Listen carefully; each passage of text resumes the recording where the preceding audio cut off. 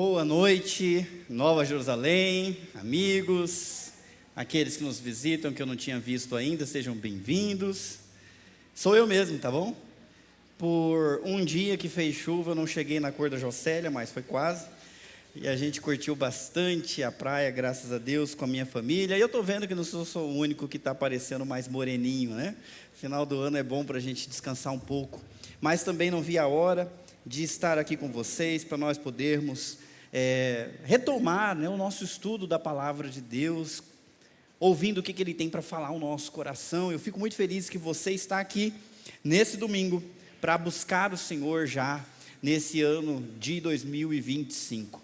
Mas, esquecendo um pouquinho de 2025, deixa eu fazer uma pergunta para ver se você tem boa memória. Aonde você estava no dia 8 de agosto de 1998, você lembra? Você lembra onde você estava, onde você morava, o que você fez nesse dia? É difícil, né? 98 ficou bem atrás, mas para mim é como se fosse ontem. Eu tinha 17 anos e eu resolvi visitar o meu pai, fazendo boa parte do percurso de bicicleta, e ele morava depois de uma serra bem alta, de rua de terra, né? Então eu fui de ônibus até o meio do caminho, e eu e meu amigo descemos com a nossa bicicleta do ônibus para descer aquela ribanceira, uma vista maravilhosa. O meu pastor na época disse: cara, não vá, mas eu sonhava em fazer aquela viagem radical de bicicleta há muito tempo, acabei desobedecendo e fui. No dia anterior, tinha sido o aniversário do meu pai, que continua fazendo aniversário no dia 7 de agosto, está vivo, né? E no dia seguinte seria, vocês perceberam ou não? Dia dos pais, não é isso? Agosto. Então eu estava indo lá para estar com meu pai, só que no meio do caminho, eu sofri um acidente, eu caí dessa bicicleta, aparentemente com a boca direto no chão, foi um estrago tremendo, tinha acabado de tirar o aparelho, estava tudo bonitinho, e eu percebi que eu cortei o lábio na parte de baixo, e ao colocar a língua, né, para tentar sentir o que está inteiro, o que estava faltando, eu percebi que estava faltando os 2 dentes da frente. E eu não quebrei nada, né, além do maxilar, dos 2 lados e alguns dentes, mas eu falei: cadê meus dentes? E eu comecei a procurar os dentes. Um amigo que estava comigo demorou um tempo de perceber que eu tinha ficado lá para trás, voltou. Felizmente nós achamos os 2 dentes, eu coloquei no bolso, acabei a viagem. Cheguei todo ensanguentado para falar parabéns pelo Dia dos Pais, parabéns pelo aniversário, pai. E já voltei correndo para a cidade de Itamonte, porque na cidade onde meu pai estava tinha 3.000 habitantes. Não tinha como me acolher naquela emergência. Então nós conseguimos um táxi, um carro, sei lá, nem lembro direito. E fomos bater para Itamonte de novo. Cheguei lá à noite para visitar a minha dentista, que largou tudo que estava fazendo para tentar me ajudar naquele meu problema. Só que a dentista falou que os dentes que estavam no meu bolso, que eu dei para ela na mão, estavam perdidos, que o corpo não os aceitaria mais, e se eu queria colocar assim mesmo. Mas como eu era um rapaz de 17 anos, criado na igreja, um homem de fé, o que eu falei? Coloca, claro que coloca. Mas há umas informações que eu não tinha, eu quero compartilhar com vocês. Se por acaso acontecer isso com você, ou acontecer com alguém, e você puder acudir, saiba que o dente pode ficar fora do corpo, no máximo 30 minutos a 1 hora. Mas tem que ter alguns cuidados, como por exemplo, ele precisa ser limpo. E ele não pode ser limpo com qualquer coisa. Se ele estiver sujo, ele tem que ser limpo com soro, ou com água limpa, sem esfregar, sem usar sabão. Para pegar nele, nunca pegue na raiz, tem que pegar na coroa. Caso algum dente saia com raiz e tudo, tem como salvar, mas preste atenção nesses cuidados. Se estiver sujo, limpa desse jeito, tá bom?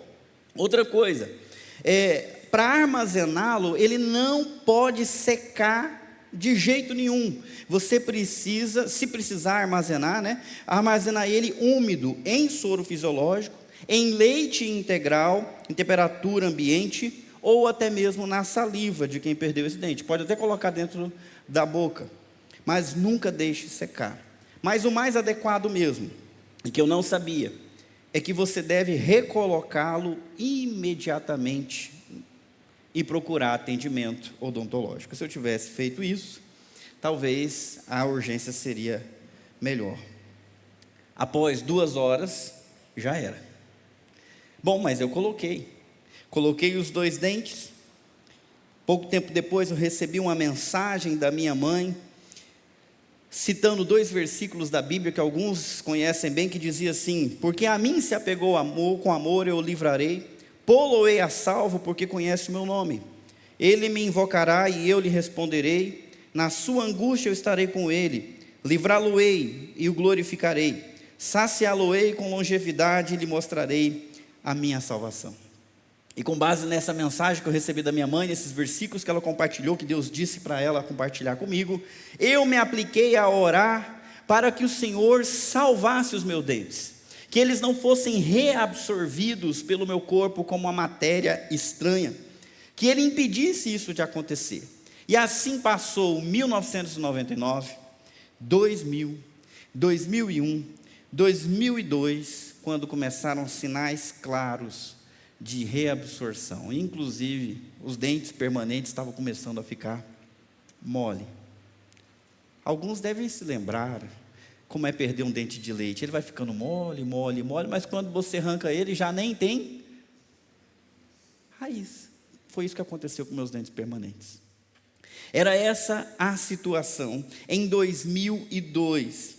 Problemas: eu tinha 21 anos, era solteiro, nunca tinha namorado, sabia que era feio, e agora descobri que eu ia ficar banguela. Ser rico não é que você é. Dá para vocês imaginarem o drama? Quando a gente enfrenta situações como essa, onde a gente exerce a fé, a gente tem uma palavra de Deus, e as coisas não acontecem do jeito que a gente espera, isso gera crise. E a gente pode vir perguntar: e a promessa? E a oração? E Deus nessa história? Valeu a pena crer? Valeu a pena orar, buscar, insistir com Deus, por favor, por misericórdia? O Senhor tem poder para preservar a raiz desses dentes. Faça. O Senhor deu uma palavra para minha mãe, então me salva, me ajuda. Eu achei que Deus, com certeza, salvaria meus dentes. Eu fiz dele o meu refúgio. E eu fiz dos meus dentes o meu refúgio também. Eu queria tanto que eles continuassem. Tinha dado tanto trabalho a arrumar, tanto sacrifício do meu pai para pagar o tratamento ortodôntico, e agora tudo estava estragado. O tema da mensagem de hoje é em busca de refúgio. Todos nós precisamos de refúgio. Somos como esse pinto murcho aí, todo triste, precisando de cuidado, precisando de ajuda, precisando de proteção. Por isso eu quero convidar você a, mais uma vez, por favor, abaixar a sua cabeça, fechar os teus olhos e orar para que Deus venha nos mostrar qual é o verdadeiro refúgio. Senhor Deus, nós queremos muito ouvir a Tua palavra e vamos abrir agora o texto bíblico, mas ele é, ó Deus, um mistério para o mundo, um mistério até para nós. Nós precisamos, Senhor, da Tua ajuda, que o Teu Espírito Santo ilumine a mente para que possamos entender a mensagem e aplicar na nossa vida. Que o Senhor tenha misericórdia de nós, nós oramos em nome de Jesus, e aqueles que concordam dizem amém. Você pode abrir a sua Bíblia no Salmo 91? Salmo 91, nós vamos ler todo o Salmo, não é um Salmo longo, é um Salmo muito conhecido. E vamos aprender o que Deus tem para falar sobre refúgio aos nossos corações, para aplicação na nossa vida.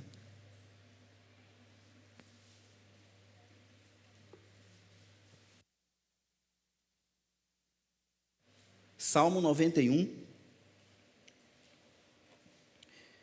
E a gente vai proceder à leitura desses primeiros versículos. Vamos ler junto o que está sendo projetado aqui na tela? Vamos lá? Aquele que habita no abrigo do Altíssimo encontrará descanso à sombra do Todo-Poderoso. Isto eu declaro a respeito do Senhor. Ele é meu refúgio, meu lugar seguro.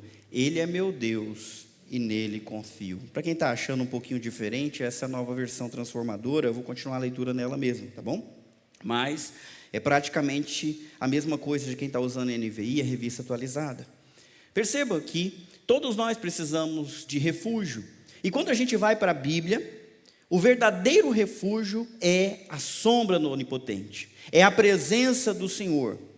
É Ele que é o nosso verdadeiro refúgio e deve ser o nosso refúgio, como está escrito aqui.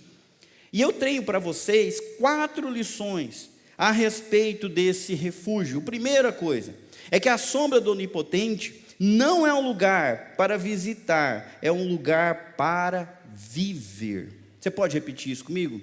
A sombra do Onipotente? Não, vocês repetem. A sombra do Onipotente não é um lugar para visitar, é um lugar para viver. Tudo de uma vez agora. A sombra do Onipotente não é um lugar para visitar, é um lugar para viver. Perceba que o texto fala que aquele que habita no abrigo, na sombra do Altíssimo, encontrará descanso. Encontrará descanso nessa sombra do Todo-Poderoso. Quando a gente lê o texto assim, às vezes ele não é tão evidente e ajuda no exercício a gente trocar e falar ao contrário. Por exemplo, o que se infere aqui? Não encontrará descanso aquele que procura abrigo em outro lugar. Abre o teu coração para a mensagem que eu estou falando para você. Não encontrará descanso quem procura abrigo. Então o abrigo não está aqui ou acolá, na igreja ou fora da igreja, numa pessoa, numa realização, em mais dinheiro, menos dinheiro, numa casa, num lugar mais seguro. O abrigo que todo ser humano precisa para ter descanso é no Senhor. Não vai encontrá-lo quem buscar em qualquer outro lugar. Essa é uma informação que está aqui de maneira contrária, né? Implícita. Segundo, não encontrará descanso aquele que apenas visita o Altíssimo. O verbo usado foi aquele que habita, não aquele que aparece de vez em quando, não aquele que vem, dá um oi e depois desaparece. Essa pessoa não vai encontrar descanso. A afirmação é para aquele que mora nesse abrigo, que faz desse refúgio o lugar onde ele sempre está, buscando o que ele precisa da parte do Senhor. Agora, se alguém visita esse abrigo, se alguém aparece lá de vez em quando, infelizmente, a palavra nos dá a entender que não encontrará descanso. Também não encontrará descanso aquele que declara que o Senhor é seu refúgio, mas não vive como o Senhor o fosse. O texto diz que isso eu declaro a respeito do Senhor. Ele é meu refúgio, meu lugar seguro, Ele é o meu Deus e nele confio. Qualquer um pode concordar com essas frases, certo? Ele é meu refúgio, Ele é o meu Deus, Ele cuida de mim, o meu lugar seguro. Mas e na prática? É mesmo? É nele que você busca proteção, é para lá que você corre quando as coisas complicam, quando você se sente perdido. É essa a direção aonde automaticamente você vai. Eu tenho uma cachorra, um cão de guarda, que me ajuda muito na segurança da nossa casa. Já ouviram falar muito dessa cachorra por aqui, né? Ela está lá, né? Dá trabalho, mas ajuda. E é um cão de guarda, até começar a chuva ou até começarem os fogos. Porque quando começa trovão ou começa rojão, quem procura abrigo é a cachorra. E aonde que é o abrigo dela? Imagine. O mais perto possível da gente. Sabe que um dia desse, alguém deixou algumas portas, portões abertos, e meu filho foi ao banheiro e descobriu que essa cachorra estava deitada na minha cama? Os mais antigos sabem que isso é inadmissível, né? Hoje em dia o povo dorme com o cachorro na cama, se bobear, deixa a cama para o cachorro e dorme na cama do cachorro. Mas na minha época não é assim não. O cachorro ficava da porta para fora. Eu não suporto pelo de cachorro nas minhas coisas, né? Eu sou de outra época. Mas ela, com o seu medinho, foi procurar abrigo onde tinha o meu cheiro, onde tinha um resquício da minha presença. Vê se pode. É para onde ela corre, na hora que ela se sente aflita, sempre. Se o portão estiver fechado, ela vai ficar chorando lá, querendo que o portão se abra, para que ela possa entrar e ficar perto, porque ela sente alguma segurança perto do seu dono, perto de quem a alimenta. Tadinha, até treme quando vinha a virada do ano e tinha aqueles montes de fogos, mas se a gente ficasse perto dela, até que ela aguentava bem, tremia, mas não ficava desesperada. Ela sabe para onde correr. Eu pergunto, você também, é para Deus quem você corre quando as coisas ficam apertadas e difíceis? É nele que você procura descanso e proteção? Encontrará descanso e proteção aquele que diz ao Senhor, meu refúgio, meu lugar seguro, meu Deus, e confiantemente não só diz, mas habita, mora, vive nesse abrigo. O termo para habita, Yosheb, denota permanência, não uma visita ocasional.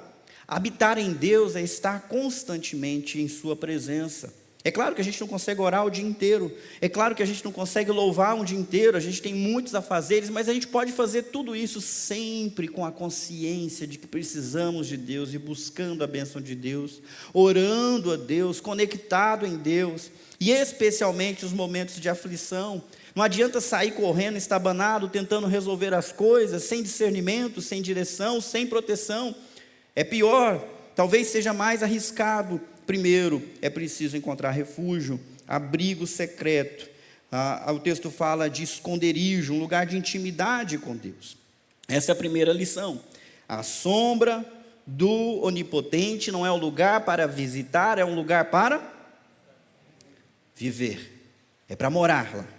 Segunda lição. A sombra do Onipotente oferece proteção contra todos os perigos. Nós vamos ler alguns versículos agora, do 3 até o versículo 8. Vamos lá. Pois ele os livrará das armadilhas da vida e o protegerá de doenças mortais. Ele o cobrirá com as suas penas e o abrigará sob as suas asas. A sua fidelidade é armadura e proteção. Não tenha medo dos terrores da noite, nem da flecha que voa durante o dia. Não tema a praga que se aproxima na escuridão, nem a calamidade que devasta ao meio-dia. Ainda que 1000 caiam ao seu lado e 10.000 morram ao seu redor, você não será atingido.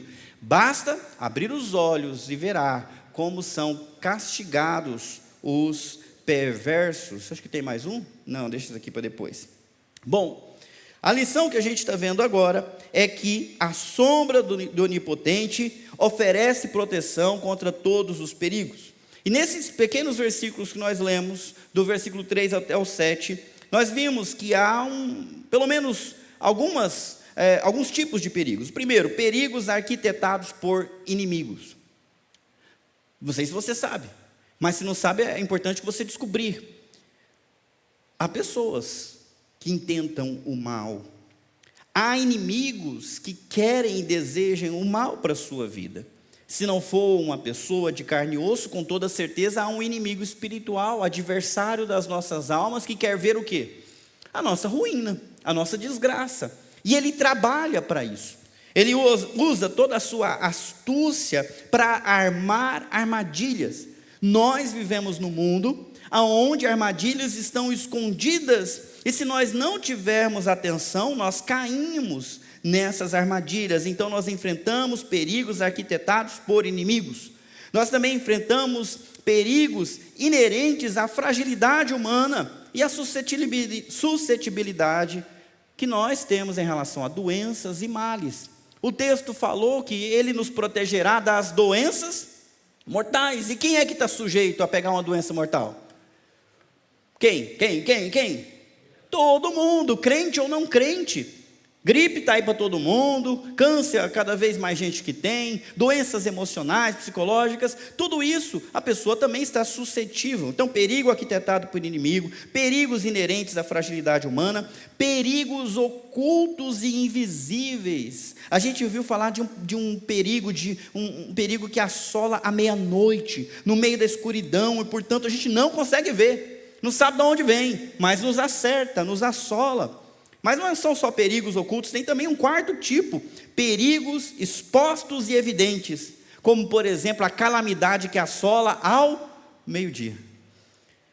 Mesmo quando a gente está com o olho aberto e consegue enxergar direito, tem perigos que nós não sabemos como nos livrar deles. Alguém aqui já enfrentou enchente? Já acudiu?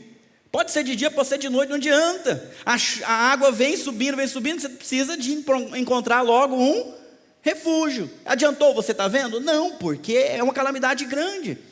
Se há uma crise financeira, uma calamidade pela qual nós não podemos nos safar, temos que encarar. Se há crises sociais, temos que encarar. Então, há calamidades que assolam dessa forma: perigos arquitetados por inimigos, perigos inerentes à humanidade humana, perigos ocultos, invisíveis e perigos expostos e evidentes.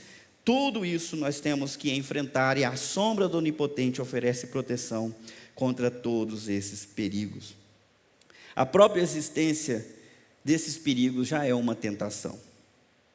Quando a gente enfrenta situações difíceis, a pergunta é: por que Deus permite que meus inimigos me ataquem? Vocês estão comigo, pessoal? Não é um mistério? Deus não protegeu Davi? Então por que Ele não protege a gente para que os inimigos não alcancem nenhum tipo de vantagem? Por que Ele deixa acontecer? Outra pergunta: por que Deus permite que pragas e doenças me aflijam? Por que Ele deixou cair da bicicleta? Por que Ele não tirou aquela pedra do meio do caminho? Afinal, há um texto que o Senhor aplana o caminho daqueles que o temem e faz eles seguirem por um caminho plano. Ele tira as pedras, Ele tira os espinhos. Não da estrada em que eu andava em 8/8 de 98. Vocês não guardaram a data, né? 8/8/98, eu nunca esqueci dessa data, não sei porquê. Por que Ele não tirou aquela pedra? Por que Ele deixou aquilo acontecer comigo? Por que Deus não impede que eu seja atacado quando eu estou vulnerável? Por que Deus permite ataques tão devastadores que mesmo vendo não tenho como evitar? A própria existência dos perigos é uma tentação para o crente. Como é que a gente explica isso? Eu vou tentar. Teologicamente, eu preciso que você guarde duas coisas. A primeira: Deus não se suja com o mal. Tiago capítulo 1, versículo 13, eu não vou colocar na tela, se você quiser, abra para conferir o que eu estou falando. Tiago 1,13 diz assim: ninguém ao ser tentado diga, sou tentado por Deus, porque Deus não pode ser tentado pelo mal, e Ele mesmo a ninguém tenta. Então essas coisas ruins acontecem, mas a gente tem que saber que Deus não se mistura com o mal. Ele não quer o mal, Ele não deseja o nosso mal, Ele quer o nosso bem, e Ele deseja a salvação até dos incrédulos, não é isso? Esse é o primeiro ponto. Guarda esse primeiro, vamos para o segundo. Deus faz que todas as coisas cooperem para o bem. E quando fala todas, até essas, aí como? Não sei. Aí eu já não sei. Eu disse para você que Deus não se mistura com o mal, Ele não deseja o mal, mas Ele deixa essas coisas acontecerem, mas Ele também consegue usar essas coisas para elas cooperarem para algum bem na nossa vida, daqueles que amam a Deus. Quem sabe que texto que eu estou citando agora? Romanos 8:28. Sabemos que todas as coisas cooperam para o bem daqueles que amam a Deus, daqueles que são chamados segundo o seu propósito. Sendo assim, entenda, tais perigos nos fazem reconhecer coisas que nós não reconheceríamos de outra forma. Há situações difíceis que fazem você sonhar com um descanso, sonhar com um lugar onde todos os problemas fiquem do lado de fora e você possa se abrigar do lado de dentro. Situações como essa, nós não podemos dizer que Deus quer o nosso mal, mas elas são um instrumento para o nosso bem, por mais difícil que seja de entender isso. É nessas situações que nós reconhecemos a nossa real condição. E como é que nós somos? Pequenos. Nem pena a gente tem. É que nem aquele pintinho ali. Um gavião pequeno já dá conta do recado e destrói. Uma cobrinha, um filhote de jararaca, não precisa ser nem um adolescente, pode ser um filhotinho, acabou de sair do ovo, já oferece um perigo para o pintinho. É a nossa condição. Sem esses perigos, sem essas situações, nós começamos a achar que somos grandes, que somos fortes, que somos inteligentes, que nos bastamos, que nos resolvemos, que somos feitos de outra sorte de substância, que nós fazemos e acontecemos. Mas quando os perigos nos cercam, de dia ou de noite, a gente descobre a verdade. Que pequenininho que eu sou, que fraco que eu sou, que limitado que eu sou. Tais perigos nos fazem reconhecer a nossa necessidade de auxílio. Uma força externa precisa agir. Nós precisamos de algo que extrapola a nossa condição. Nós precisamos da ajuda do Onipotente. Nós precisamos da proteção das suas asas.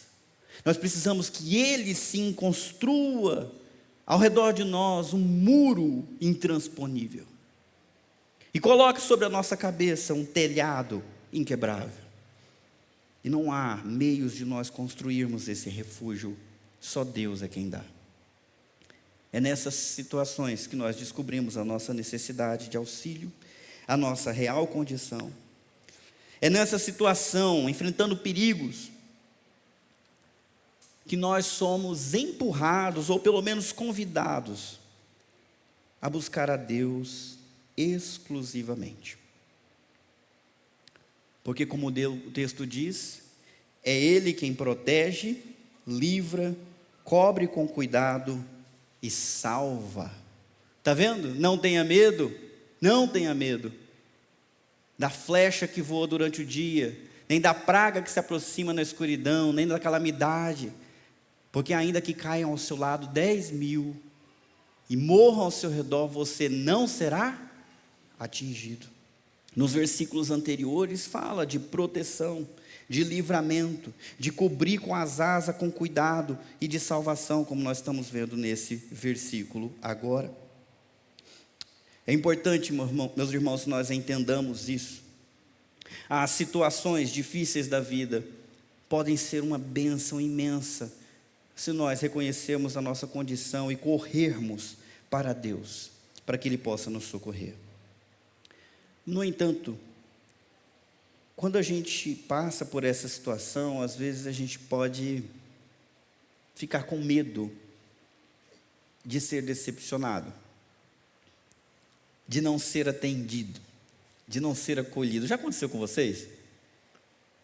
A gente fala assim, quando você for orar, você tem que orar com fé, porque aquele que duvida, vamos lá? Não crê, não é isso? Tem que orar com fé. Mas você já orou assim, meio assim, mas será que Deus está querendo me dar esse negócio mesmo ou não? Eu vou confessar para vocês, eu orava pelo dente, para Deus proteger e não ter reabsorção, né, Lu?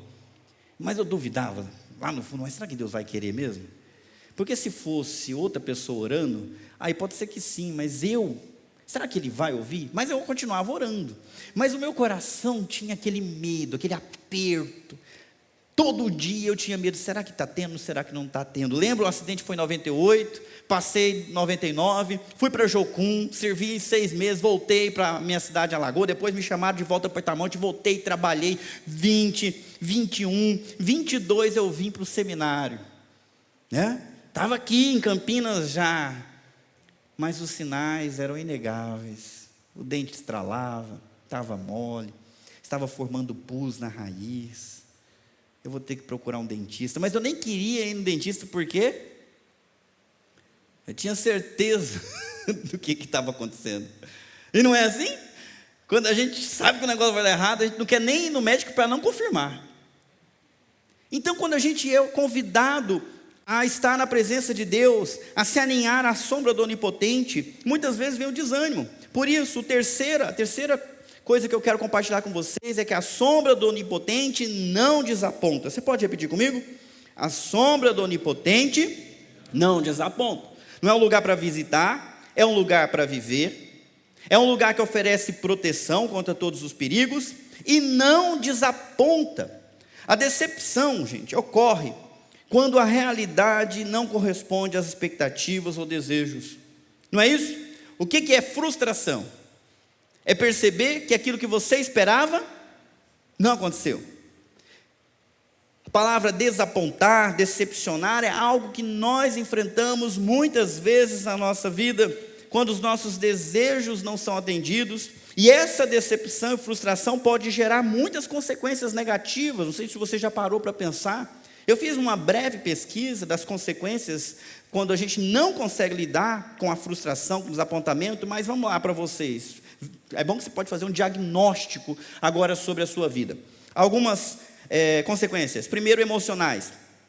Frustração prolongada. Quando você está frustrado e não sabe lidar com a frustração, você pode cair num ciclo de raiva ou tristeza que surge dentro de você e vai tomando conta. Outra, baixa autoestima.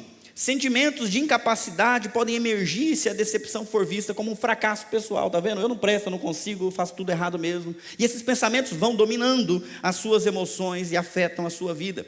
Outra possibilidade é você criar ressentimento. A decepção não resolvida pode levar à amargura, especialmente se estiver associado com uma outra pessoa. Você fica amargo, você se fecha. Pessoalmente, dentro do seu coração, você está fechado em relação ao relacionamento. Isso leva também a consequências comportamentais. Por exemplo, medo de tentar novamente para evitar novas frustrações. Toda vez que eu tento, dá errado. Não vou tentar de novo. Toda vez que eu tento fazer amizade, dá errado. Não vou tentar de novo.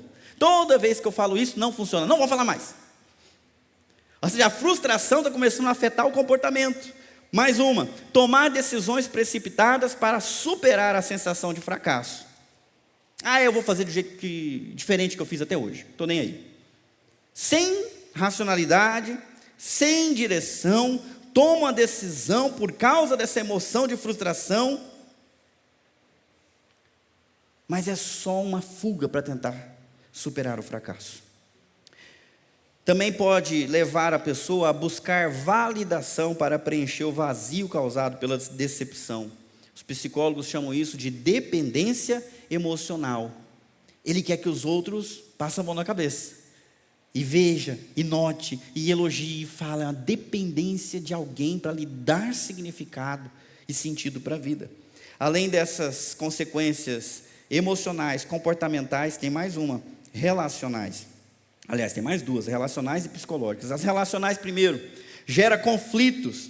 Expectativas não atendidas podem gerar muitos atritos nos relacionamentos. Se você esperava de uma coisa da sua esposa antes de casar, e depois que casou não veio o que você esperava, o que isso vai gerar? Cobrança. E vale de esposa para marido, de marido para esposa. É ou não é? Atritos, dificuldades. Você sonha em ter um filho, aí ele vem um pouquinho diferente daquilo que você estava sonhando. O que isso gera? Dificuldades, atritos, conflitos. Também pode gerar distanciamento. Pode haver uma tendência a evitar pessoas ou situações associadas à decepção. Não quero mais saber disso. Quer ver um exemplo? Política é difícil no Brasil. Qual tem sido a disposição das pessoas? Não quero mais saber de política. Em que isso resolve? Nada. Mas é um comportamento baseado na decepção, na frustração. Tem que tomar cuidado com isso. Outra coisa, psicológicas. Ansiedade e depressão. Decepções não resolvidas podem contribuir para o desenvolvimento de transtornos emocionais. Ansioso com o que vai acontecer. Triste, sem saber porquê. Pode me levar ao cinismo, uma visão de mundo pessimista, medo de confiar nas pessoas ou de criar novas expectativas. Agora tudo é cinza, eu não acredito mais nada em ninguém, eu não acredito nem em mim nem nos outros. Pessimista. E muitas pessoas podem chegar a essas consequências se não entenderem esse trecho que nós vamos ler agora. Prontos?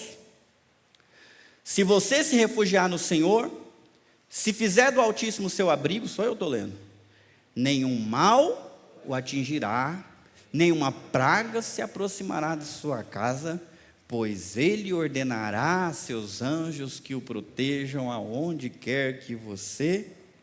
Como eu disse para vocês, a sombra do Onipotente não desaponta, é um refúgio que lhe garante. Mas e aí? Você já passou por situações que você duvidou do Salmo 91? Como assim não ser atingido? Estou sendo atingido e não é uma vez não, parece que fizeram da minha cabeça um alvo para acertar toda hora. Como assim nenhuma praga chegará na minha casa? Não chegou na minha casa, mas me pegou no meio do caminho, me jogou de boca no chão, e me quebrou o maxilar, e me levou 2 dentes, e alguns deixou só um pedaço. E aí? Não fui atingido? E essas promessas valem ou não valem? Nenhuma praga se aproximará. Não só aproximou, passou por cima e levou tudo. Então, se a gente não entende corretamente, nós ficamos desapontados. Mas o abrigo, que é a sombra do Onipotente, não desaponta. Então alguma coisa está errada nesse entendimento, e eu quero ajudar vocês a ter o entendimento correto. E para ter esse entendimento correto, a primeira coisa é que promessas específicas são feitas para os que confiam. E elas são precedidas de uma condição. Qual que é a condição? Pode ler aí, por favor. Se você se refugiar no Senhor, se fizer do Altíssimo o seu abrigo. E se não fizer? Não tem promessa. Muitas vezes a confusão está aqui. A gente não faz do Senhor o nosso refúgio, mas quer o resultado do refúgio. Não vai funcionar. Há uma condição específica para que a promessa específica se manifeste, para que essas coisas que são prometidas se tornem realidade. Não adianta falar que o Senhor é o abrigo, tem que fazer dele mesmo um abrigo, tem que se refugiar, tem que se esconder. É isso que você faz, é isso que você tem feito. Se a calamidade tem atingido a sua vida e os ataques são imensos sobre você, e você está ansioso, está triste, está sofrendo as consequências disso, ou você tem procurado refúgio em qualquer outra coisa. Existem muitas coisas para distrair, muitas coisas para ajudar a esquecer a dor. Na época da Bíblia, uma das coisas que eram usadas para afogar as mágoas das pessoas é permitir que elas enchessem o caneco de vinho. Tem um texto em Provérbios que fala para o príncipe não ser dado a vinho, para ele deixar o vinho para os pobres, para os doentes que estão sofrendo. Mas ele não, porque ele tem que estar sóbrio para liderar. Mas além do vinho, hoje nós temos uma miríade de coisas que nos distraem das nossas dores e que fornecem um abrigo de papel, cuja sensação de satisfação só dura 1 segundo e nós nos vemos de novo diante dos nossos fantasmas e problemas. Dorme com a gente, acorde com a gente. Você precisa procurar o abrigo, se refugiar no Senhor, o Altíssimo, e fazer dele o seu abrigo. Aí sim você vai ter essas promessas. Outra coisa importante é a gente prestar atenção ao teor das promessas. Ajuda se você olhar para os verbos. O texto fala que não vai ser, cadê? Atingido, é isso? Versículo 10, nenhum mal o atingirá. O que mais? Qual o outro verbo? Nenhuma praga se aproximará. Então você não vai ser atingido porque ele vai guardar para não se aproximar. Outra coisa, ele ordenará a seus anjos que o protejam. Então prometeu que você não vai ser atingido, prometeu proteção angelical, é isso? E amparo e cuidado angelical, eles vão sustentar as mãos, vocês vão te amparar. E terceiro, vitória. Vitória sobre perigos imensos ou traiçoeiros, ali representados para leões e cobras. Você esmagará leões ferozes e serpentes debaixo dos pés. Então, os verbos falam de não ser atingido, de proteção, amparo angelical, sustentando nas mãos, vitória sobre o leão feroz e a serpente traiçoeira. E quando a gente olha para esse texto, não significa que Deus vai nos livrar de essas coisas acontecerem. é que Ele vai nos livrar de não cair no mal, de não cair em tentação, mesmo diante dessas coisas. O leão é um símbolo de inimigo, a serpente é um símbolo do inimigo. Olha, nós conhecemos esse texto de um outro lugar na Bíblia, Mateus capítulo 4, Jesus é levado pelo Espírito Santo para o deserto, a fim de ser tentado por Satanás. Vocês lembram qual foi o versículo que Satanás usou para tentar Jesus no alto daquele templo? Joga-te daqui para baixo, porque Ele dará ordem aos seus anjos para sustentarem nas mãos, a fim de que não tropece alguma pedra. Olha Satanás torcendo a palavra de Deus, para que o próprio Jesus tentasse e provasse a Deus, para ver se Deus o protegeria mesmo de tudo. Entendimento equivocado e errado. Olha gente, Jesus foi protegido completamente o tempo todo, ou ele foi açoitado? Essa história que botaram uma coroa de espinhos na cabeça dele, é brincadeira ou é verdade? Esses dias eu descobri que os meus filhos não tinham assistido Paixão de Cristo. E como eles são homens, vamos assistir esse negócio aqui. Vocês têm que entender um pouco da realidade. Sentou eu, Levi, Carol, Samuel e botamos um filme. Jesus amado. Os meninos ficaram assim, assustados. A Carol toda vez que vê o filme fica contrariada. Mas por que estão fazendo isso? Mas por que estão fazendo isso? Ela fica com raiva de quem está batendo em Jesus. E quem assistiu o filme sabe como é que foi. Ele foi atingido? Quantas vezes?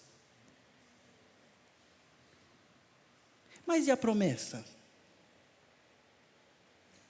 Pouco antes, meus irmãos, Jesus foi para o Getsemane orar. Os 3 discípulos que ele levou para ajudá-lo em oração, dormiram. E ele orava: Pai, se possível, passa de mim esse cálice, mas não seja feita a minha vontade, mas a tua. E o evangelista diz que vieram anjos e o serviam. Ele tinha que passar por aquilo, mas ele não passou sem amparo. Os anjos estavam lá. Vocês estão me ouvindo? Vocês estão mesmo, gente, me ouvindo? Por favor. Essas calamidades, não é que elas não vão acontecer, elas virão, mas elas não serão instrumento para a sua destruição. É para triunfo. Haverá apoio, haverá proteção, e você vencerá. Não como o mundo espera que você vença. Por exemplo, vencer para o mundo é passar por tudo e ficar de pé. É não morrer, é não ficar doente. Um dos maiores heróis da Bíblia é Estevão, que era sábio, cheio de poder, sabedoria, cheio de fé, de intrepidez, e que pregava de uma maneira irresistível. Traiçoeiramente foi julgado e condenado. Enquanto os homens maus atiravam pedras, Deus não colocou um escudo invisível para proteger eles das pedradas. Elas o acertaram, e o acertaram de maneira tão feroz que lhe tiraram a vida. Ele perdeu? Não, ele triunfou, porque orou como Jesus orou na cruz: Pai, não lhes imputes esse pecado. Jesus o recebeu como vitorioso naquele instante. A vitória, a proteção, não é de que você não vai ficar doente, mas é que no meio da doença você vai glorificar a Deus com fé, paciência e perseverança, porque sabe que Ele estará contigo. Não é que você não vai ser atacado, será, mas isso não vai te conduzir a abrir mão da fé, a romper com a palavra de Deus, a blasfemar e abandonar o caminho de Deus. Você vai vencer o ataque do inimigo e vai continuar fiel ao Senhor. É essa a promessa. Deus estará, Deus protegerá, para que no meio de toda essa confusão e calamidade, você continue crescendo na fé, abrigado, debaixo da proteção do Senhor, sendo cuidado por Ele e por seus anjos. Jesus Cristo venceu o leão, e Jesus Cristo pisou na cabeça da serpente. As promessas se cumpriram, e todo aquele que crê vai passar pelos mesmos sofrimentos, vai passar pelas mesmas provações, e vai vencer com Ele, desde que, qual que é a condição? Faça do Senhor o seu refúgio. Faça do Senhor o seu refúgio. Último ponto. A sombra do Onipotente oferece bênçãos eternas. Mais uma vez, a sombra do Onipotente oferece bênçãos eternas. Agora todos os verbos estão conjugados no futuro. O Senhor diz, é Deus falando conosco e falando com o seu povo: livrarei aquele que me ama, protegerei o que confia em meu nome. Quando clamar por mim, eu responderei e estarei com ele em minhas dificuldades, eu o resgatarei e lhe darei honra. Com vida longa o recompensarei e lhe darei a minha salvação. Todas essas promessas para o futuro demonstram o que Deus tem para dar e vai dar, porque a sua palavra não volta vazia, Ele cumpre o que promete. Livramento, proteção, resposta, resgate, honra, recompensa e salvação. São as coisas que Deus tem para aquele que faz do Senhor o seu refúgio, o lugar para onde se corre, o lugar aonde habita. Você quer essas coisas? Você quer essas coisas, sim ou não? Cadê? Mas eu não quer. Eu vou perguntar de novo. Quem que quer? Livramento, proteção, resposta às orações, a presença de Deus, ser resgatado, honrado, recompensado e salvo. Quem quer? Não, levanta a mão, se você quer. Não é eu que dou, né? Mas vamos falar, Deus só vai dar para quem tiver com a mão em pé. Não é essa a condição. A condição é: se fizer do Senhor o seu abrigo. Todos que nisso creram foram agraciados com essas promessas. Mesmo quando perderam tudo, ganharam tudo. Mesmo quando enfrentaram a morte e morreram, nós sabemos que a morte perdeu sua vitória, porque esses homens e essas mulheres ressuscitarão no último dia, não é isso? E viverão para sempre, porque foram salvos.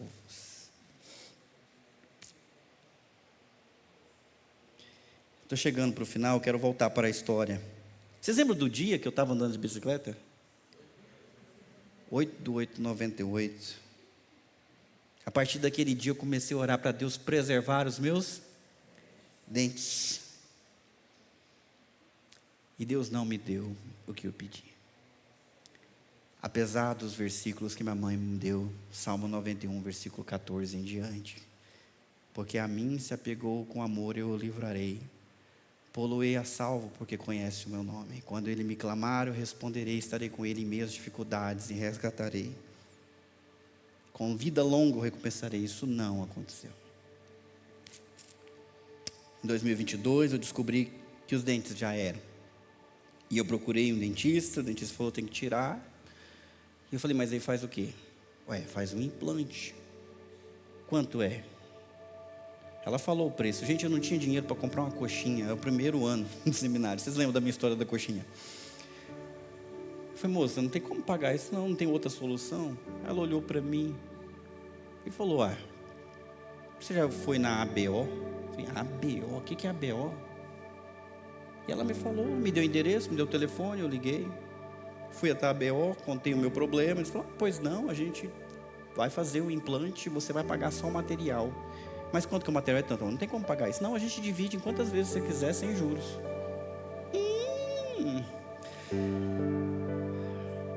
Arrancaram os meus dentinhos.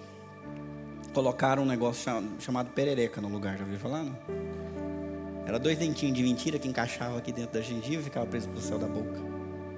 2002. Já estava aqui, cheio de moça solteira na igreja. E eu com meus dentes falsos. 2003, fiz uma cirurgia que demorou mais de 8 horas, foi colocado parafuso, foi feito enxerto ósseo. E depois foi feita uma carga de 2 dentes de porcelana que estão aqui até hoje. Hã? Você viu? Muita gente nem percebe. No fim, com a perereca mesmo, eu consegui namorada, noiva e casei. Deu tudo certo, os medos não eram reais. Não é dente bonito que mulheres que temem o Senhor estão procurando, né? Dia 8/8/98. Mas eu não aprendi a minha lição. Tem um outro acontecimento na minha vida.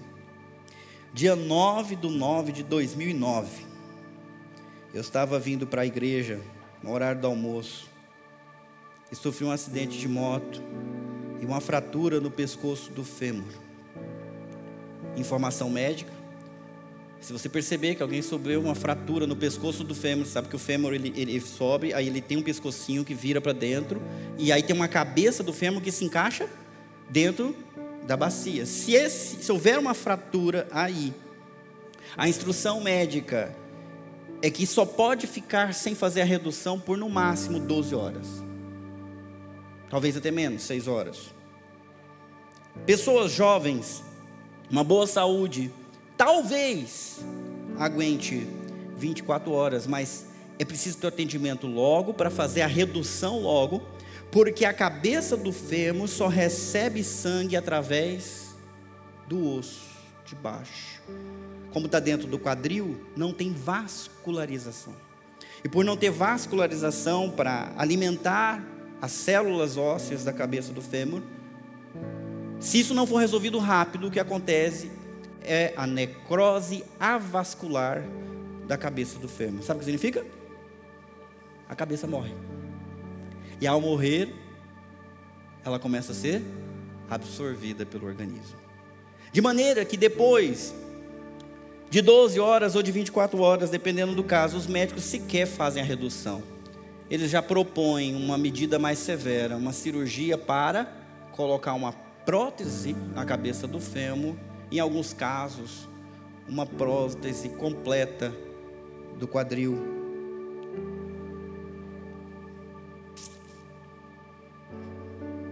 Bom, vou contar o que aconteceu comigo. Eu fui para o Mário Gatti, no primeiro dia fizeram a cirurgia aqui, no que a gente conhecia como tíbia e fíbula, que eu tinha quebrado também. E apenas na semana seguinte, houve a operação para a redução dessa fratura da cabeça do fêmur, do pescoço da cabeça do fêmur, no dia 16/9. Um tempo depois soltou essa cirurgia, esses parafusos, ficou solto por 2 semanas, porque o médico que me atendeu não estava, e os residentes não cuidaram de mim como deviam ter cuidado. Ao voltar depois de 2 semanas, ele falou que eu tinha que fazer uma nova operação, e foi marcada para a semana seguinte, de maneira que eu passei por uma segunda redução, em dezembro, no começo de dezembro, quase 30 dias depois da fratura. Quanto tempo eu falei para vocês que pode ficar sem grudar para ter vascularização novamente? Quanto? 12 horas. E eu fiquei quase 1 mês. Pela lógica, haveria necessidade de artroplastia total do quadril. Trocar a cabeça por uma bola de ferro e colocar ferro por dentro da bacia para encaixar os dois. Quem tem esse tipo de operação geralmente manca. Por mais que consiga andar, manca e sente dores. Mas o médico perguntou: você acredita em Deus? Eu falei: acredito. Quer fazer a cirurgia? Quero. Vamos orar. Faz a cirurgia. E eu fiz a cirurgia. Mas aquela confusão me fez ficar na cama muito tempo. 5 meses de recuperação para voltar a andar. E eu entendi que aquela calamidade que me assolou ao meio-dia não era questão de sarar ou de adoecer, era questão de eu aprender finalmente a fazer de Deus o meu abrigo. E dessa vez eu aprendi. Como? Na prática. Separei 3 dias para buscar o Senhor sozinho, em jejum e oração. Deus, minha vida está tudo errada. E o Senhor me parou porque eu precisava parar. Eu quero ouvir a tua voz. Eu estou fazendo tudo errado. Eu quero que o Senhor me ensine como é que eu vou ser um marido melhor, porque eu estou falhando. Como é que eu vou ser um pastor melhor, porque eu estou todo perdido. Eu preciso que o Senhor me proteja de mim mesmo, e me guie, e me ajude. Foi uma bênção. Modificou a minha vida entre antes e depois de 9/9/2009.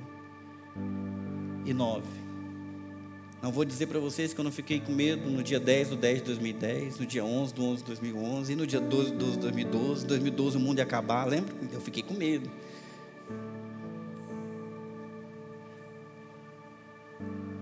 Mas não. A lição era fazer de Deus o meu refúgio. E o prêmio, assim, a cereja em cima do bolo foi que, apesar de ter ficado um mês solto, eu estou aqui diante de vocês sem uma prótese, com a cabeça do meu fêmur, que Deus sustentou por 30 dias, sem vascularização. Eu ando, eu corro, jogo bola, faço judô, não sinto dores, não manco, pelo menos eu acho que não. Deus é fiel, meus irmãos. Mas, e se ao invés de fazer de Deus o seu refúgio, você correr para outro lugar? Se ao invés de deixar a calamidade te trazer para perto de Deus, você for teimoso? Também há essa possibilidade. Tem gente que quanto mais se aperta, pior fica. Mais se distancia, mais esfria. Abra a sua Bíblia no Jeremias capítulo 44. O profeta Jeremias pregou antes da destruição de Jerusalém e estava lá quando as suas profecias foram concretizadas e se tornaram realidade. A cidade foi cercada, acabou o alimento, acabou a água, todo mundo empobreceu, foi uma tristeza só. A cidade foi destruída, mas Nabucodonosor deixou algumas pessoas para cuidar da cidade que estava destroçada. Esses remanescentes não ouviram a palavra de Deus na boca de Jeremias e fizeram o contrário. Eles preferiam ouvir os profetas que falavam coisas boas, mas não queriam ouvir Jeremias que chamava eles para o arrependimento, para mudança, para fazer de Deus o seu refúgio. Não quiseram ouvir Jeremias e fugiram para o Egito, achando que o Egito seria um refúgio, que o Egito lhes daria proteção e que eles poderiam recomeçar a sua vida no Egito. Jeremias foi com eles e lá continuou pregando: vocês não vão encontrar paz aqui, vocês não vão encontrar descanso aqui, porque vocês não estão fazendo de Deus o seu refúgio. Versículo 11 do capítulo 44: portanto assim diz o Senhor dos exércitos, Deus de Israel: estou decidido a destruir cada um de vocês. Tomarei o remanescente de Judá, aqueles que teimaram em vir para o Egito e morar aqui, e os consumirei. Cairão no Egito, mortos por guerra e fome, todos morrerão, desde o mais humilde até o mais importante.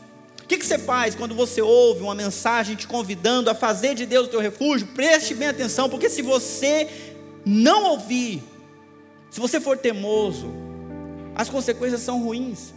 Olha o que o povo respondeu para o profeta no versículo 16: não ouviremos as mensagens que você transmite em nome do Senhor, faremos o que bem entendermos. E aí eu pergunto para vocês, mesmo sem ter lido o livro de Jeremias, o que aconteceu? O que aconteceu? Todos morreram. A guerra chegou até eles, a catástrofe chegou até eles, porque eles não quiseram fazer do Senhor o seu refúgio. O ano está começando, e talvez já esteja começando com desafios, com luta, com ataque, com dificuldade.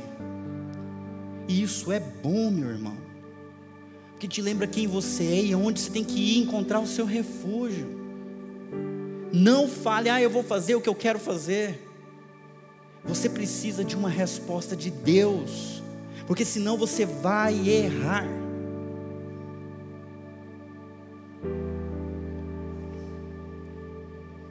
Graças a Deus, Deus quebrou minha perna e eu ouvi.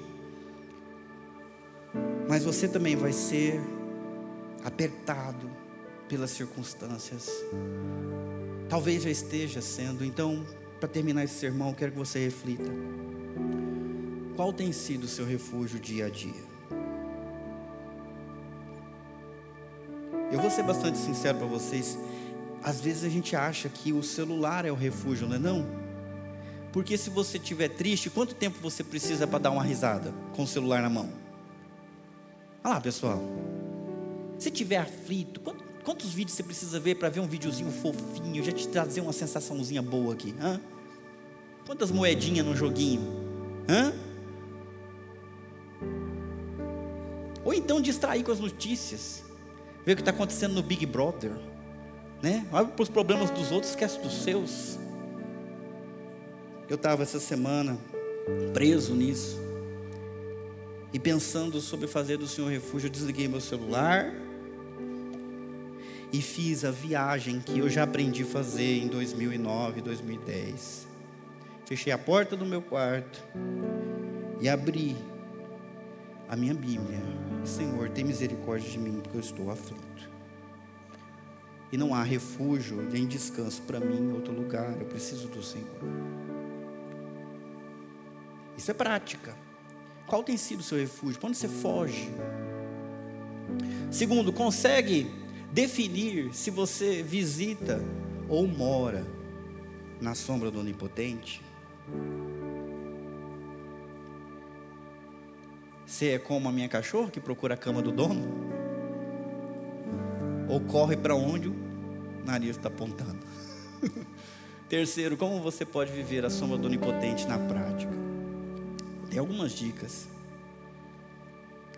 Intensifique a sua oração. Quanto mais difícil, mais ora. Leia. Jejue.